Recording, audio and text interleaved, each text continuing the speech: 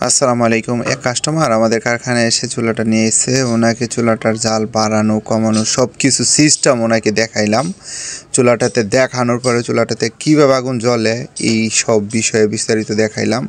তো যাই হোক, উনি মুরব্বী মানুষ, কষ্ট করে এসে আমাদের কাছ থেকে চুলাটা নিয়ে এসেছে। উনি নরসিংদী থেকে আসছে, নরসিংদী থেকে এসে আমাদের কাছ থেকে এই চুলাটা নিয়ে গেছে। তো চুলাটাতে কীভাবে আগুন জ্বলতেছে দেখতেছেন।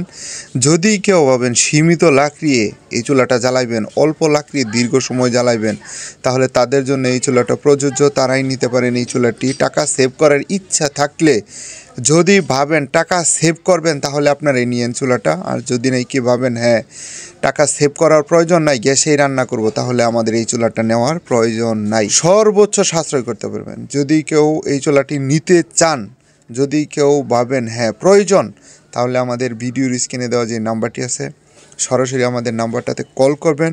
সারা বাংলাদেশে সব জায়গায় আমরা এই চুলাগুলো পাঠাই কুরিয়ার সার্ভিসের মাধ্যমে।